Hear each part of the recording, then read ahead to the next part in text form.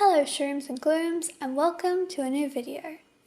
Today I will be sharing some of my theories for the final episode, Watching and Dreaming, based on what we've seen from the trailer and also the information that we've been given. By the looks of it, it seems as though the Luz, Ida and King reunion will happen relatively early in the episode, and Luz will be separated from Camila and the rest of the Hex Squad for the majority of the episode. Willow, Gus, Hunter and Camila will most likely try to set their friends free who have been turned into puppets, whilst Luz faces a series of the Collector's Games. However, I do think that the Hex Squad will potentially have their own nightmare sequences like Ida, King and Luz, because they are all shown to have outfits on that reflect a time from when they were struggling in the previous seasons. According to the official cast list from IMDb, the characters who will be featured in this episode are Luz, Gus, Madomnul, V, Willow, Camila, King, Hootie, Lilith, Odalia, Ida, Ilador, Bellows, Bump, Hunter, Rain, Abney, and the Collector. This isn't a completely reliable source, but it's the only existing one I'm aware of, so I'm just going to go off of it.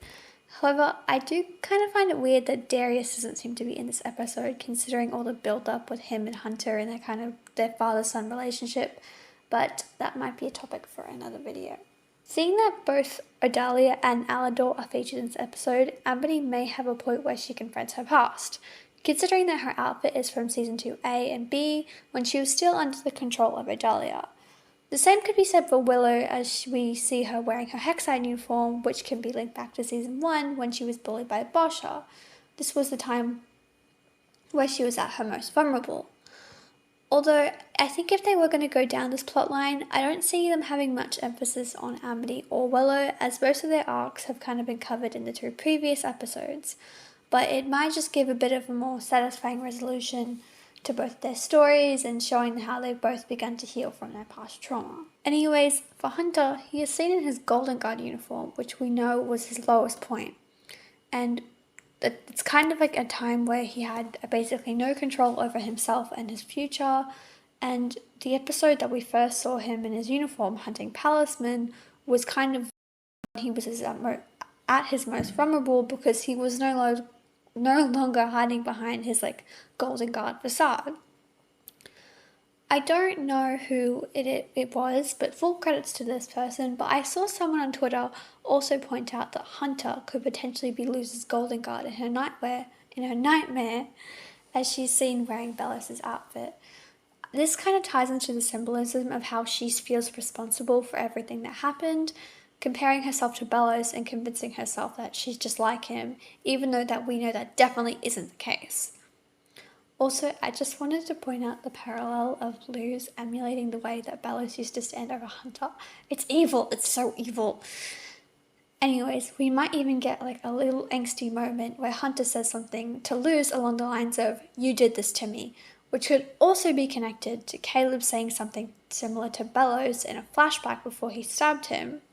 I might be getting a little bit ahead of myself, but I really hope we see some Woodbane lore or parallels in this episode. Because the arc between Hunter and Luz trying to separate themselves from Bellos ties really well into the Woodbane lore and how Caleb rejected being a witch hunter and embraced his love for Evelyn. Of course, Bellos saw this as a betrayal and began the cycle of abuse and torment over the Golden Guards to try and have control over Caleb again. And since Luz helped him, she probably feels partially responsible for this. I'm not entirely sure on this theory, considering the Hex Squad seem to be completely separated from Luz, and the states that we see them in her nightmare don't really feel real. They don't have that shine in their eyes. They just seem kind of soulless. Also, considering we'll be jumping between scenes with the Hex Squad and Luz, Ida and King, I believe they will all be stuck in the same nightmare for consistency purposes, so it's not too all over the place, because we see Luz at the Emperor's Castle, Ida in the Conformatorium, and King at the same island where from when he was born. Well, it seems to be the case considering all the carvings on the wall behind him, but it also might be another location in the Emperor's Castle. Sorry, I just hit my table. Also, judging from the Hex Squad's use of glyphs, I think it's safe to assume that their magic isn't working properly, which is most likely a result from Bellos possessing the Titan. Also, this is kind of obvious because of the scene of Ida and King, with all the light glyphs surrounding them, it looks like Belos's goo is completely like encompassing their surroundings, also with all like the glowing blue eyes. And I don't know how significant this will be, but I assume that Belos will go for the heart of the Titan first, since we see Rain struggling against Belos's control in the throne room, and at the beginning of the trailer there's this line of dialogue between Luz and Ida. Where do you think magic comes from? From the heart?